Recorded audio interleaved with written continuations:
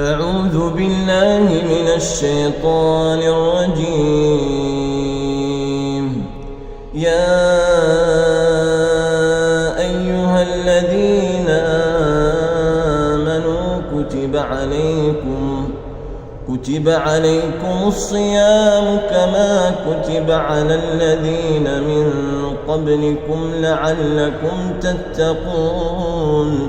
لعلكم تتقون أياما معدودات.